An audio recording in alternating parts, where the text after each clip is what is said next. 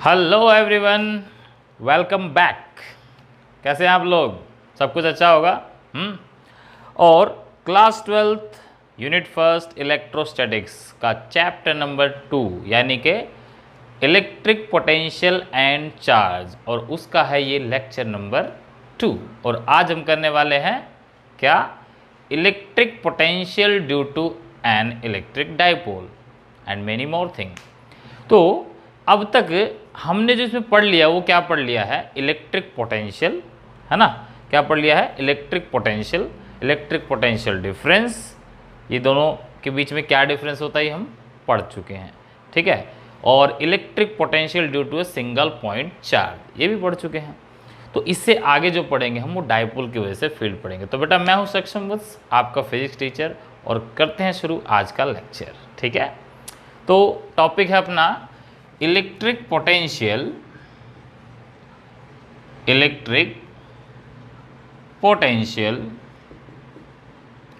Due to an electric dipole.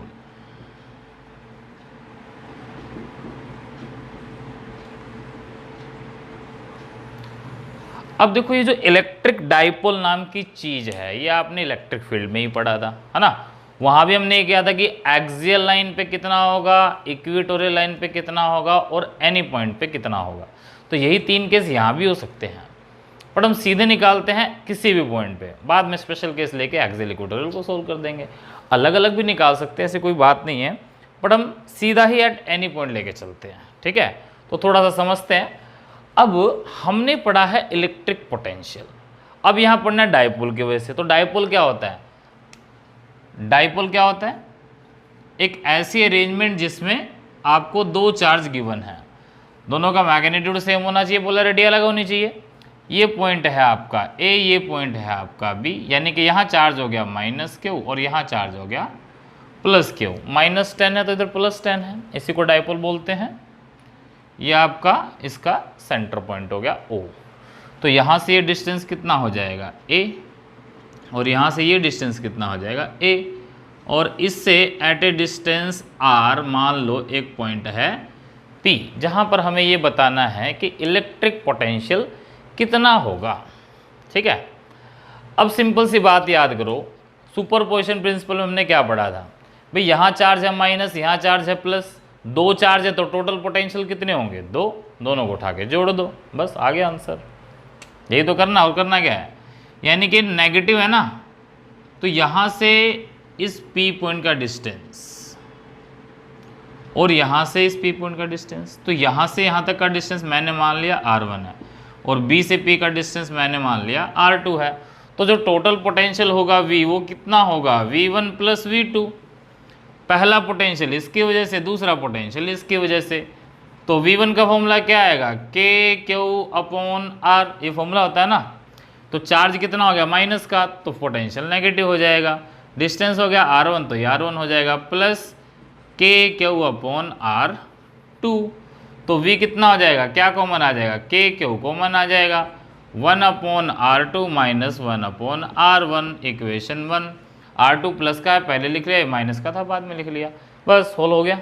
इतना ही था बस। अब इसमें R1 R2 और सोल्व कर देंगे तो डेरिवेशन पूरा हो जाएगा, बात ही खत्म। अब हमने यहाँ ये थीटा माना है, ठीक है। तो फिजिक्स का कोई भी डेरिवेशन स्टेप बाय स्टेप होता है, तो एक स्टेप हमने यहाँ तक कंप्लीट कर लिया। अब बस हमें R1 R2 कैलकुलेट करना है, ये पता चल जाएगा तो आंसर निकल जाएगा। तो R1 R2 कैलकुलेट करने के लिए मैंने क्या किया, देखो यहाँ से इस लाइन को थोड़ा सा पीछे बढ़ा लो, पीछे बढ़ा लिया। इस लाइन को पीछे बढ़ाने के बाद यहां से एक परपेंडिकुलर डाल दिया, ये मान लो C पॉइंट है, तो ये 90 डिग्री का परपेंडिकुलर हमने यहां डाल दिया। अब इससे क्या होगा? इससे होगा ये कि एंगल थीटा है, तो ये एंगल भी कितना हो जाएगा? थीटा हो जाएगा, ठीक है। ये एंगल थीटा आ गया, तो ये भी कितना आ गया? थीटा। अब इस डायग्राम में देखोगे तो R1 किसके बराबर है? AP, A से P। यहाँ परपेंडिकुलर डालने से ये दो लाइनें नजर आ रही हैं, ये और ये एक आइसोसेलेस ट्रायंगल बनाती है, मतलब दोनों साइड्स इक्वल है। यानी कि AP जो है वो अप्रोक्सीमेटली लगभग CP के बराबर आएगा। और CP किसके बराबर आएगा? तो C से O और O से P, यानी कि CO plus OP, CO plus OP। तो हमें ये तो पता है कि OP कितना है R, बट ये नहीं पता CO कितना है। तो अगला काम CO को कैलकुलेट करने का। तो R1 किसके इक्वल हो जाएगा? OP तो हो गया आपका R प्लस CO। अब CO निकालना है तो आप ये ट्रायंगल ले लो, in triangle AOC, in triangle AOC। तो राइट एंगल ट्रायंगल में जो चीज़ निकालनी होती है वो ऊपर रखते हैं, जो गिवन है वो नीचे रखते हैं। तो ये जो राइट एंगल ट्रायंगल आ गई AOC, इसमें निकालना क्या है? CO निकालना है, तो इसको ऊपर रख लिया। गिवन क्या है? AO, इसको नीचे रख लिया। तो थीटा के सामने वाला हो गया परपेंडिकुलर, उसके सामने हाइपोटेन्यूज, और ये हो गया बेस। तो बेस निकालना है, हाइपोटेन्यूज गिवन है। बेस अपॉन हाइपोटेन्यूज क्या होता है? Cos theta. तो CO कितना हो जाएगा? AO cos theta. तो CO कितना हो जाएगा? R1 is equals to R plus AO cos theta, और A से लेकर O तक कितना है? A, यानी कि R plus A cos theta. ये हमारे R1 की वैल्यू आ गई। सिमिलरली करके आपने क्या निकालना है? अब R2 निकालना है। तो R2 कितना होगा? R2 देख लो भाई, R2 कितना है? BP, and BP approximately equal to, यहां से भी क्या करो, एक परपेंडिकुलर डाल दो ऐसे, ये परपेंडिकुलर डाल दिया D। तो ये भी बायसिमेट्री, जो BP है वो DP के बराबर आएगा। B से लेकर P और D से लेकर P, ये दोनों साइड्स इक्वल आएंगी, BP और DP। अब DP कितना होगा? तो देखो O से लेकर P, यहाँ से लेकर यहाँ तक में से इतना घटा दो तो ऊपर ऊपर वाला बच जाएगा ना। तो OP में से OD घटा दिया तो हम क्या लिख सकते हैं इसको? यानी कि जो ये DP लिखा गया है, D से लेकर P लिखा गया है, इसको क्या लिख सकते हैं? OP minus OD, OP minus OD। अब भाई OP तो पता ही है R है, O से लेकर P तक R है, OD नहीं पता, तो OD निकाल लो। अगेन वही फॉर्मूला जैसे इसमें निकाला था, ये ट्रायंगल ले लो। अब इन ट्रायंगल BDO, इस ट्रायंगल में थीटा के सामने परपेंडिकुलर, उसके सामने हाइपोटेन्यूज, तो बेस निकालना है आपको OD, यानी कि बेस निकालना है। अगेन हाइपोटेन्यूज गिवन है, फिर वही कॉस थीटा हो जाएगा। तो OD कितना हो जाएगा? OB कॉस थीटा, बिल्कुल वैसा ही है पहले जैसा ही। तो यहाँ लिख देंगे OB कॉस थीटा, और R2 हो जाएगा R minus A cos theta. ठीक है, यहाँ A कॉस थीटा निकल गया, यहाँ भी A कॉस थीटा निकल गया है, क्योंकि फॉर्मूला बिल्कुल सेम था। तो यहाँ R प्लस A हो गया, यहाँ R माइनस A हो गया। ये दोनों वैल्यू उठाकर कहाँ पुट करनी है? इक्वेशन 1 में। तो इक्वेशन 1 में पुट करो, V कितना आएगा? KQ 1/R2, R2 कितना आया है? तो 1/R minus A cos theta minus 1/R plus A cos theta, क्योंकि R1 की वैल्यू आई है ये। इसको सोल्व कर दो। सोल्व करेंगे तो कैसे होगा? V is equals to KQ, LCM क्या आएगा? R minus A cos theta, R plus A cos theta. यहाँ R माइनस A से R माइनस A कैंसिल हो जाएगा, ये क्या बचेगा? R plus A cos theta. यहाँ R प्लस A से R प्लस A कैंसिल हो जाएगा, क्या बचेगा? R minus A cos theta. अब ये माइनस साइन देखो अंदर ले जाएंगे तो ये माइनस का हो जाएगा, ये प्लस का हो जाएगा। इस तरह से सोल्व हो जाएगा ये। इसमें से R से R कैंसिल हो जाएगा, बचेगा क्या? V is equals to KQ multiply में A कोस थीटा कितना हो गया? 2A cos theta. नीचे हो गया A minus B, A plus B का फॉर्मूला, आइडेंटिटी बन गई ना। R minus A cos theta, R plus A cos theta क्या बनेगा? R square minus A square cos square theta. अब ये जो Q इंटू 2A है, याद करो Q इंटू 2A कितना होता था? P। तो ये क्या फॉर्मूला बन गया? K इंटू में P cos theta upon R square minus A square cos square theta. ठीक है, तो ये आपके पास फाइनल आंसर आ गया। इस k की वैल्यू 1/4πε पुट करोगे तो इसको आप ऐसे भी लिख सकते हो, v is equals to P cos theta upon 4πε0 और R square minus A square cos square theta, ये भी लिख सकते हो इसको। तो ये हमारा हो गया derivation for electric potential at any point due to an electric dipole, है ना। ये तो एट एनी पॉइंट आ गया। अब अगर मान लो हमारा डाइपोल हो जाए शॉर्ट, डाइपोल कैसा हो जाए, शॉर्ट हो जाए, छोटा हो जाए, तो कैसे होगा देखते हैं। तो फॉर आइडियल डाइपोल, या हम कहते हैं इसको क्या, शॉर्ट इलेक्ट्रिक डाइपोल, जब अपना डाइपोल आइडियल हो या शॉर्ट इलेक्ट्रिक डाइपोल हो तो क्या होगा, तो शॉर्ट इलेक्ट्रिक डाइपोल में निकालो वैल्यू क्या आएंगी। शॉर्ट इलेक्ट्रिक डाइपोल में आर की वैल्यू क्या होती है, मच मच ग्रेटर देन ए, यानी कि जो डिस्टेंस है बहुत ज़्यादा होता है इस ए के कंपैरिजन में, तो यहाँ से ए नेगलेक्ट हो जाएगा, क्या बचेगा, v is equals to P cos theta upon, मान लो ये लिखें 4πε0 और R square minus A square है, तो ये ए स्क्वायर तो नेगलेक्ट हो जाएगा क्योंकि छोटा है, तो बच गया आर स्क्वायर, तो v आ गया P cos theta upon 4πε0 R square. तो यहाँ से देख सकते हो कि v जो है वो आर स्क्वायर के इन्वर्सली है, यानी पोटेंशियल और आर स्क्वायर का ग्राफ कैसा बनेगा, ऐसा बनेगा। बट एक चीज़ ध्यान देने वाली क्या है कि जब हम सिंगल पॉइंट की बात करते हैं, सिंगल पॉइंट में क्या लिखते थे, के क्यू बाय आर, तो यहाँ पोटेंशियल क्या होता था, आर के इन्वर्सली, बट यहाँ पोटेंशियल क्या है, आर स्क्वायर के इन्वर्सली है। तो ये कई बार पूछा जाता है, पीछे भी मैंने बताया था इलेक्ट्रिक फील्ड वाले चैप्टर में कि इलेक्ट्रिक फील्ड हो सिंगल चार्ज की वजह से तो ई आर स्क्वायर के इन्वर्सली होता है, बट जब डाइपोल आ जाता है तो ई आर क्यूब के इन्वर्सली होता है। ऐसे ही जब सिंगल चार्ज होगा तो वी आर के इन्वर्सली होगा, और जब चार्ज सिंगल ना होकर डाइपोल के केस में आएगा तो आर स्क्वायर के इन्वर्सली आएगा, जैसे यहाँ आया हुआ है। इसी तरह इसमें अगर हम स्पेशल केस ले लें, स्पेशल केस क्या है, तो स्पेशल केस है कि जब एट एक्सियल लाइन, कौन सी लाइन, एट एक्सियल लाइन। अब एक्सियल लाइन पे निकालना है तो एक्सियल लाइन पे थीटा कितना हो जाएगा, जीरो। देखो ये पी पॉइंट यहाँ ना होगे, इस लाइन पे यहाँ आ जाए तो एंगल तो जीरो हो गया, ठीक है। जब थीटा जीरो हो गया तो वी कितना आएगा, पी कॉस जीरो हो जाएगा 1, बच जाएगा 4πε0 आर स्क्वायर। तो एक्सियल पे निकालने का ये फॉर्मूला हो जाएगा। और अगर पूछ ले एट इक्वेटोरियल लाइन, तो इक्वेटोरियल लाइन पे कितना होगा, थीटा कितना होगा 90, कोस 90 कितना होता है, अच्छे से पता है आपको, कोस 90 जीरो। तो इक्वेटोरियल लाइन पर, किसी भी डायपोल के इक्वेटोरियल लाइन पर पोटेंशियल हमेशा जीरो होता है, याद रखना। और उसका कारण भी है, देखो ये माइनस ये प्लस, दोनों चार्ज की वैल्यू तो बराबर है। अब ये इक्वेटोरियल पॉइंट हो गया, ठीक है, इसको और इसको मिला दिया। अगर ये साइड ए आएगी तो ये भी ए आएगा, दोनों साइड बराबर हैं, दोनों डिस्टेंस बराबर, दोनों चार्ज बराबर, तो यहाँ पी पॉइंट में पोटेंशियल भी बराबर आएगा, बट एक प्लस का एक माइनस का, इसलिए कैंसिल हो जाएगा। डायरेक्शन इसमें देखते नहीं, हम पीछे न्यूमेरिकल में कर चुके हैं।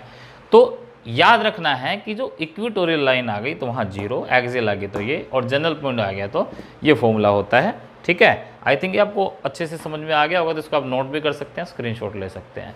तो ये था हमारा topic, electric potential due to कहाँ, एन इलेक्ट्रिक डाइपोल, ठीक है। अब इससे हम थोड़ा सा आगे बढ़ते हैं और अगला टॉपिक करते हैं, ठीक है, नोट कर। तो बेटा नेक्स्ट टॉपिक हम देखेंगे, अब अपना एक रिलेशन निकालना है, relation between electric field intensity and electric potential.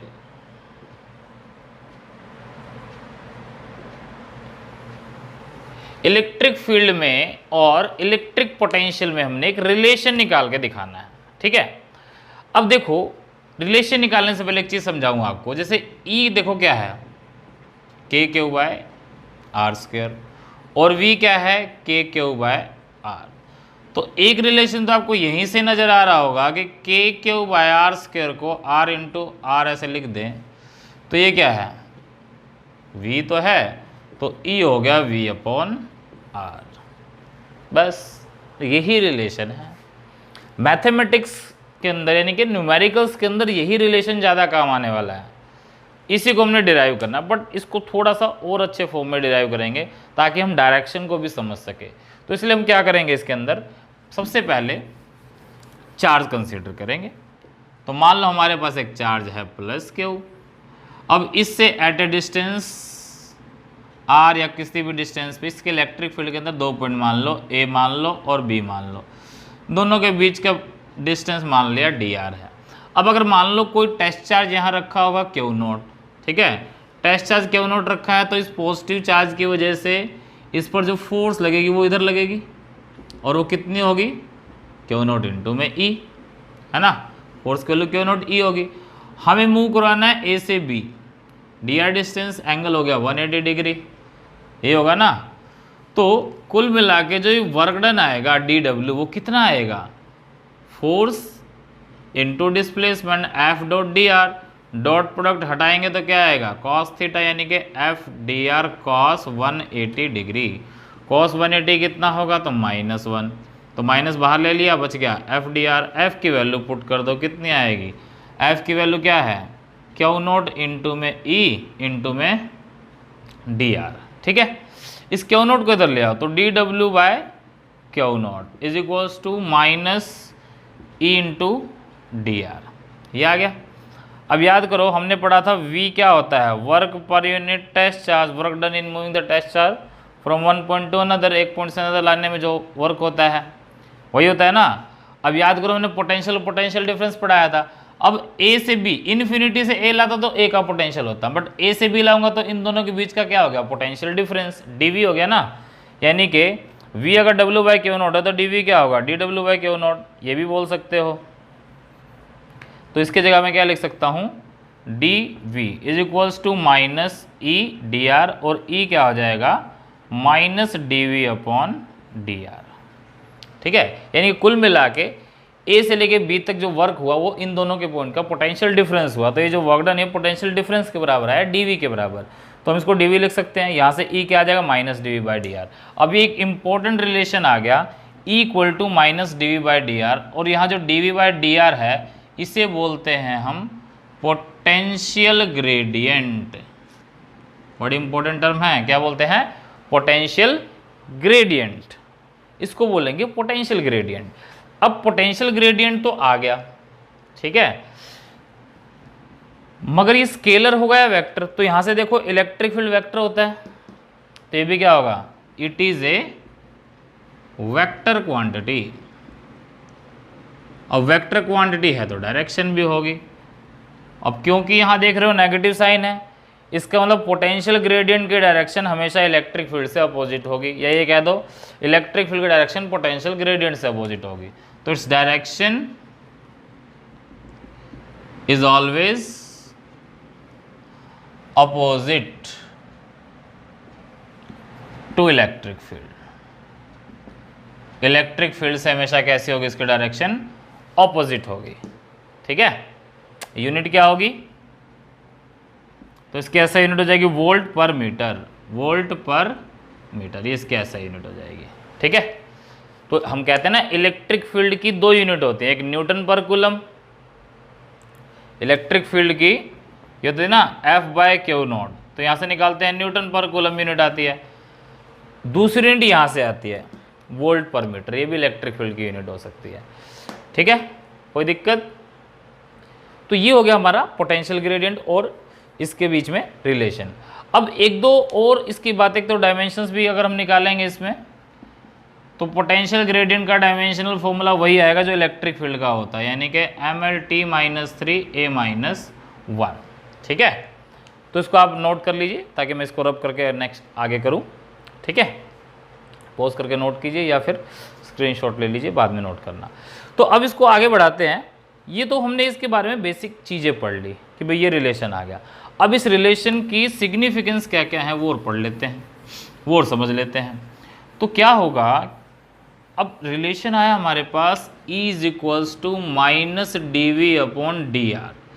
अब क्वेश्चन क्या आता है, कई बार देखो क्वेश्चन कैसे आता है, क्वेश्चन आता है कि at a point value of electric field is 0, then what will be the value of potential there? अब आंसर देखो, हमने कहा कि भाई एक पॉइंट पे इलेक्ट्रिक फील्ड 0 है, एक पॉइंट पे इलेक्ट्रिक फील्ड 0 है, तो dV बाई डी आर क्या हो गया 0। तो कई बच्चे आंसर करेंगे E 0 हो गया सर, तो dV बाई डी आर 0 हो गया, V भी 0 हो गया। नहीं, याद करो जो ये डिफ्रेंशिएशन वाली क्वांटिटी है ये क्या है, अगर किसी क्वांटिटी का डिफ्रेंशिएशन 0 हो तो क्वांटिटी क्या होती है कांस्टेंट। तो v will not be equal to 0, बल्कि v क्या होगा कांस्टेंट होगा। तो वहाँ ये लिखेंगे कि E 0 है तो जरूरी नहीं v भी 0 होगा, v होगा कांस्टेंट। और इसका अगर उल्टा कर देते कि अगर भाई हम कहते v 0 है तो E कितना होगा, तो E भी कितना होगा 0। क्यों? क्योंकि 0 रखो, 0 का डिफ्रेंशिएशन क्या आएगा 0। ये नहीं होगा कि हाँ E कांस्टेंट हो जाएगा। तो एक इस तरह का भी क्वेश्चन, इस तरह का भी सवाल पूछ लेते हैं, ठीक है। इस तरह का भी सवाल क्या कर लेते हैं, पूछ लेते हैं। अब एक चीज़ और ध्यान देने वाली बात है इसमें, वो है डायरेक्शन से रिलेटेड। ये आप नोट कर सकते हो, स्क्रीनशॉट ले सकते हो। तो डायरेक्शन से रिलेटेड वो बात क्या है, हमने पढ़ लिया कि भाई E क्या आ गया minus D V by D R. E क्या आया है minus D V upon D R, ये निकल के आया है। तो इसमें जो नेगेटिव साइन है ये शो कर रहा है कि जो डायरेक्शन होगी, direction of electric field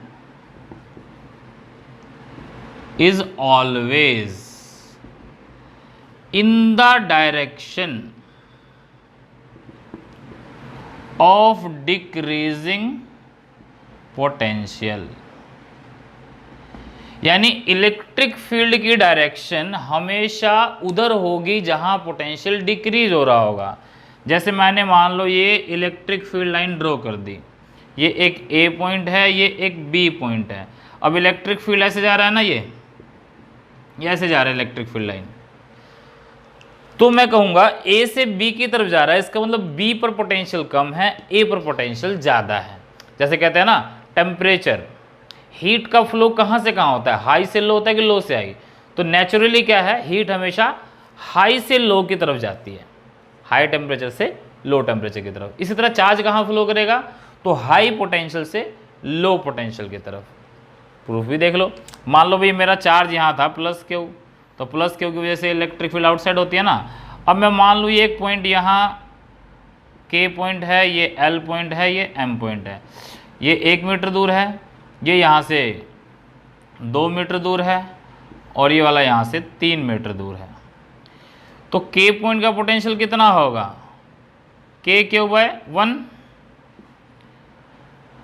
we के आ गया। वी एल कितना होगा, के क्यू बाय 2, वी एम कितना होगा, के क्यू बाय 3। तो ध्यान दो, जितना पॉइंट दूर जा रहा है, जितना पॉइंट दूर जा रहा है उतना पोटेंशियल कम होता जा रहा है। यहाँ हाफ हो गया, यहाँ 1/3 हो गया। तो इलेक्ट्रिक फील्ड हमेशा किसकी तरफ जाएगा, जहाँ पोटेंशियल डिक्रीज हो रहा होगा। तो बड़ा इंपॉर्टेंट पॉइंट है, इसको हम इसमें और करेंगे और न्यूमेरिकल समझेंगे तो और क्लियर हो जाएगा। तो ये बड़ा ध्यान से याद रखना है कि इलेक्ट्रिक फील्ड डायरेक्शन हमेशा कहाँ होती है, in the direction of decreasing potential. तो कुछ इसके सवाल देखते हैं, कुछ क्वेश्चन देखते हैं, तो और आपको अच्छे से समझ में आ जाएगा, ठीक है। तो बेटा एक न्यूमेरिकल देखते हैं क्या होगा। मान लो एक क्वेश्चन है कि अपने पास एक ये प्लेट दे रखी है, एक ये प्लेट दे रखी है, और इस प्लेट के बीच में क्या दे रखा है, इलेक्ट्रिक फील्ड। और इस इलेक्ट्रिक फील्ड की वैल्यू है 10 वोल्ट पर मीटर, और यहाँ जो पोटेंशियल दे रखा है वो दे रखा है 30 वोल्ट, ठीक है। तो यहाँ का जो पोटेंशियल है, यानी कि मान लो ये प्लेट ए, ये प्लेट बी, तो हमें पोटेंशियल ऑफ प्लेट बी ये फाइंड आउट करना है। और ये दे रखा है कि इन दोनों प्लेट के बीच का जो डिस्टेंस है वो मान लो 2 मीटर है, ठीक है। तो पोज करो एक बार और सोल्व करो इसको, उसके बाद देखना सॉल्यूशन क्या आता है। ठीक है, तो देखो सॉल्यूशन। अब हमें क्या निकालना है, हमें निकालना है पोटेंशियल ऑफ बी। अब हमें फॉर्मूला क्या पता था भाई, डीवी का फॉर्मूला क्या था, इंटू डी आर। तो इसमें हमेशा आपने एक याद रखना है कि जब भी आपका इलेक्ट्रिक फील्ड यूनिफॉर्म होगा, जब भी आपका इलेक्ट्रिक फील्ड यूनिफॉर्म होगा, ठीक है, तो फॉर्मूला लगाना, ये जो ई लगाया ना हमने, इसको हम डेल्टा वी भी लिख सकते हैं, और इसको लिख सकते हैं dot product of electric field and displacement vector, E dot D R. ये आगे क्वेश्चंस में आएगा, इससे पहले ही बता दे रहा हूँ आपको, तो इसको समझ लो। डेल्टा वी क्या आएगा, E dot D R, dot product लगाना है। ठीक है, तो क्योंकि इलेक्ट्रिक फील्ड इस तरफ है, डिस्प्लेसमेंट भी इसी तरफ है, तो एंगल 0 होगा, तो सीधा कितना हो जाएगा, ई डी आर कॉस 0। अब इलेक्ट्रिक फील्ड कितना है, कितना है इलेक्ट्रिक फील्ड 10, डी आर कितना है, डिस्टेंस कितना है 2 मीटर, कोस 0 हो गया 1, तो डी वी आ गया आपके पास। और डी वी को क्या बोलते हैं, पोटेंशियल डिफरेंस। ठीक है, डी वी क्या बोलते हैं, पोटेंशियल डिफरेंस। अब एक बात देखो, इलेक्ट्रिक फील्ड इधर से इधर जा रहा है, तो ज़्यादा कौन सा होगा, ए, तो क्या हो जाएगा ये V A minus V B is equals to 20। V A minus V B क्या आ गया, 20 आ गया ना, और वी बी निकालना है, तो वी ए माइनस 20 इधर ले आओ, वी बी उधर ले जाओ, तो वी बी कितना आएगा, वी ए कितना है 30, कितना है 30 वोल्ट, और ये कितना आया 20, तो वी बी कितना आ गया 10 वोल्ट। तो 10 वोल्ट आपका क्या आ जाएगा, आंसर आ जाएगा। ठीक है, तो ये आ गया, बड़ा सिंपल था क्वेश्चन। इस तरह से आप इस क्वेश्चन को कर सकते हो। इसी तरह एक दूसरा क्वेश्चन देखते हैं। क्वेश्चन है ये ऐसे ही, एक यूनिफॉर्म आपको क्या दे दी, इलेक्ट्रिक फील्ड लाइंस दे दी। ठीक है, अब इलेक्ट्रिक फील्ड लाइंस यूनिफॉर्म दे दी, और हमने यहाँ एक स्क्वायर ड्रॉ कर लिया। ठीक है, इसका नाम रख लिया ए बी सी डी, ये 1 1 1, सारी साइड 1 है। ठीक है, ये इलेक्ट्रिक फील्ड है, और हमें बताना है इसके अंदर, चलो आप निकालो, एक तो बताना है कि V B minus V A ये कितना होगा, दूसरा बताना है V A minus V C ये कितना होगा, तीसरा बताना है V A minus V D ये कितना होगा, और एक चौथा और कर लेते हैं V C minus V B ये कितना होगा। चारों निकालो, चलो सोल्व कीजिए, करो करो करो, जल्दी सोल्व करो, फिर मैं करता हूँ, या तो पॉज कर लो, पॉज करके सोल्व करो।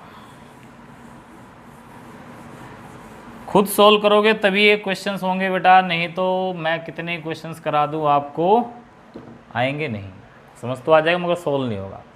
तो देखो, सबसे पहले निकालना हमने V B minus V A, B point का पोटेंशियल और ए पॉइंट के पोटेंशियल का डिफरेंस निकालना है, यानी कि वही क्या निकालना है, डी वी ही तो निकालना है।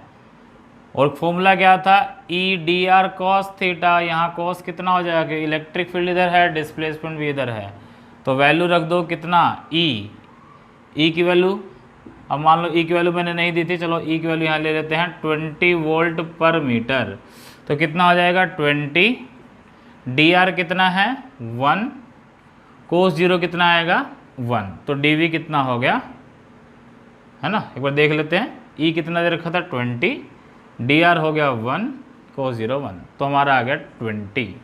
तो इसका मतलब इन दोनों पॉइंट के बीच का पोटेंशियल डिफरेंस 20 है।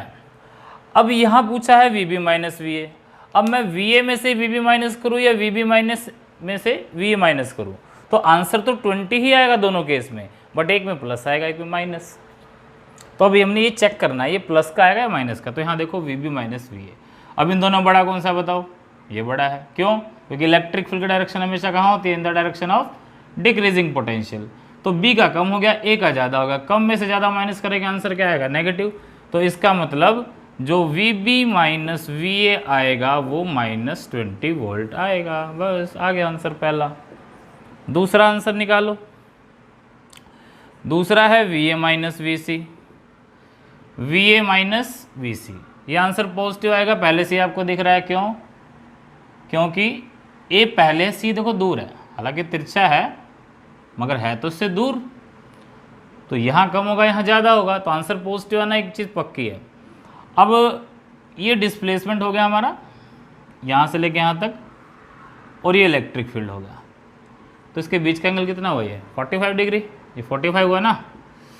तो ई हो गया 20, डी आर हो गया, ये कितना होगा 1 तो ये √2 होगा, √2 इंटू कॉस 45। सोल्व कर दो इसको, 20 √2 इंटू कॉस 45 होता है 1/√2, तो √2 से √2 कैंसिल हो जाएगा, we A minus V C कितना आ जाएगा 20 वोल्ट अगेन, बट किस चीज़ का, प्लस का माइनस का, प्लस का। ठीक है, तीसरा क्वेश्चन देखते हैं। तीसरा क्वेश्चन क्या है, ये है V A minus V D. अब इसको दो तरीके से देख सकते हो, वी ए बिल्कुल एक ही लाइन पर है, तो ये एक ही पॉइंट तो है सारे, यूनिफॉर्म इलेक्ट्रिक फील्ड लाइन में इस तरह से ये जो पॉइंट हैं ये एक ही, जिसमें 4 से इक्वल डिस्टेंस पे तो आएंगे, तो यहाँ हर पॉइंट का पोटेंशियल बराबर आएगा, बराबर आएगा तो डिफरेंस क्या आएगा, 0। इस तरह से कर सकते हो, या अपना फॉर्मूला लगा दो, यानी कौन सा, ई डी आर, यहाँ इलेक्ट्रिक फील्ड के साथ एंगल कितना हो गया, cos 90 होता है 0, तो V A minus V D कितना हो गया बच्चों, 0। और ऐसा हम आगे पढ़ेंगे इक्वी पोटेंशियल सरफेस में, जब यूनिफॉर्म इलेक्ट्रिक फील्ड लाइन दे रखी होती है तो ऐसा इक्वी पोटेंशियल सरफेस भी ड्रॉ होता है, वो क्या होता है वो आगे करेंगे। तो चौथा क्वेश्चन देखते हैं। चौथा है V C minus V B, कराने की जरूरत ही नहीं, एंगल 90 सेम ऐसे 0 आएगा। तो इस तरह से क्वेश्चन हो गए। ठीक है, अब एक और लास्ट क्वेश्चन देखते हैं, और थोड़ा सा इससे अच्छा सवाल देखते हैं एक। तो ये तो हमने निकाला एक स्क्वायर के लिए। अब मान लो आपको ये यूनिफॉर्म इलेक्ट्रिक फील्ड लाइन दे दी, ठीक है, इलेक्ट्रिक फील्ड लाइन वैल्यू वही ले रहे हैं 20 वोल्ट पर मीटर, और यहाँ आपको एक इक्विलेटरल ट्रायंगल दे दिया ए बी सी। इसकी जो साइड है, साइड मान लो मैं ले रहा हूँ 3 मीटर, ये 3 मीटर और ये 3 मीटर, इक्विलेटरल ट्रायंगल है। तो जल्दी जल्दी सॉल्व करो इसको पोज करके। क्वेश्चन पहला है, आपने निकालना है V A minus V B कितना होगा, और दूसरा निकालना है V B minus V C कितना होगा। जल्दी सॉल्व करो फटाफट। तो पोज करके सॉल्व करो, इतने मैं करवाता हूँ, ठीक है, उसके बाद सोल्यूशन आगे देखना। तो सबसे पहला क्वेश्चन निकालना है V A minus V B, तो क्या होगा देखो, अभी मैंने बताया था ना भाई यूनिफॉर्म इलेक्ट्रिक फील्ड है, ई डॉट डी आर करेंगे, है ना। तो ये ए पॉइंट, ये बी पॉइंट, तो ये हो गया अपना डिस्प्लेसमेंट वेक्टर, ये हो गया इलेक्ट्रिक फील्ड, ठीक है, ये डिस्प्लेसमेंट हो गया, ये इलेक्ट्रिक फील्ड, ये एंगल कितना हो गया 60 डिग्री, है ना। तो कितना आएगा ई D are cos 60, electric field कितना है 20 वोल्ट पर मीटर, डी आर कितना है ये 3 मीटर, कॉस 60 कितना होता है, ट्रिग्नोमेट्रिक वैल्यू पता है ना, सबने याद कर ली होगी अब तक तो 11th क्लास में। तो cos 60 कितना होता है, जल्दी, यस 1/2, ये होता है ना cos 60। तो cos 60 हो जाएगा आपका 1/2, तो 10 पे कट गया, तो कितना होगा 10 × 3 यानी कि 30 वोल्ट, बट प्लस का या माइनस का।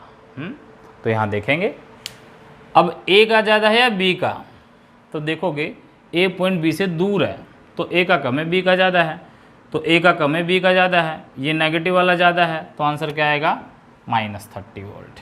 ठीक है, अब कई बच्चे कहेंगे इस क्वेश्चन को ऐसे भी तो कर सकते थे भाई, यहाँ से ये डिस्प्लेसमेंट वेक्टर हो गया, ये इलेक्ट्रिक फील्ड हो गया।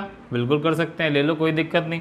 तब हमें ये एंगल लेना पड़ेगा। ये एंगल आएगा आपका 120 डिग्री का। कोस 120 लिख दो सीधा, और कोस 120 कितना होता है -1/2, सीधा ही माइनस आंसर आ जाएगा।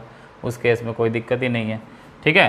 तो आप इस तरह से भी इसको कर सकते हो या इस तरह से भी कर सकते हो, ठीक है।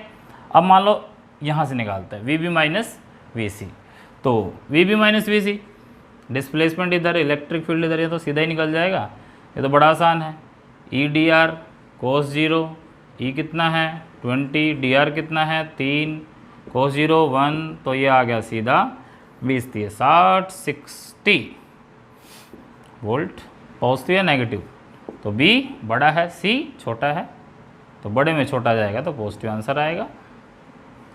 ये आंसर आ गया आपका इलेक्ट्रिक फील्ड। तो इतना इलेक्ट्रिक फील्ड होगा। ये एक रिलेशन के अंदर मैंने वो क्वेश्चंस कराए जिसमें इलेक्ट्रिक फील्ड यूनिफॉर्म होता है। आगे हम ये भी करेंगे कि इलेक्ट्रिक फील्ड जब नॉन यूनिफॉर्म होता है, जब इलेक्ट्रिक फील्ड कैसा होगा, नॉन यूनिफॉर्म होगा, उस केस में कैसे निकालेंगे, ठीक है ना। ये तो यूनिफॉर्म इलेक्ट्रिक फील्ड के लिए है। ये जो फॉर्मूला बताया मैंने E.dr cos थीटा, ये सिर्फ और सिर्फ तब अप्लाई करना है जब आपका इलेक्ट्रिक फील्ड यूनिफॉर्म दे रखा है। अगर आपका इलेक्ट्रिक फील्ड नॉन यूनिफॉर्म दे रखा है, नॉन यूनिफॉर्म का मतलब समझ गए, जैसे भाई अभी तक तो हमने ही पढ़ लिया ना, dV = E.dr और E.dr कर लिया, ठीक है। अब अगर मान लो ये कह देता कि भाई E जो है ना ये वेरिएबल है, तो वेरिएबल को ऐसे लिखते हैं EX I cap, EY J cap, EZ K cap और .dr, तो ये आ गया ना। अब इस केस में वो अप्लाई करना ठीक नहीं है, तो इस केस में कैसे करते हैं, कैसे सॉल्व करते हैं, इसको जानने के लिए आपको नेक्स्ट वीडियो देखनी पड़ेगी, ठीक है। तो नेक्स्ट वीडियो हम लेकर आएंगे कि जब ये नॉन यूनिफॉर्म होगा तो कैसे सॉल्व करेंगे, ठीक है। तब तक के लिए आपने आज का ये काम करना है, इसको नोट करना है अपने नोटबुक में, ताकि आगे लेक्चर आपका कंटिन्यू हो सके, ठीक है। तो आप को ये वीडियो कैसी लगी, आज का जो ये टॉपिक है कैसा लगा, कमेंट सेक्शन में ज़रूर डालें। और अगर आप चैनल पर नए हैं तो सब्सक्राइब करना ना भूलें, लाइक का बटन ज़रूर दबाएं और जितना हो सके उसको शेयर करें, ठीक है। तो आपके कमेंट्स हमारे लिए ज़रूरी हैं ताकि हम अपने वीडियो को इम्प्रूव कर सकें। ओके।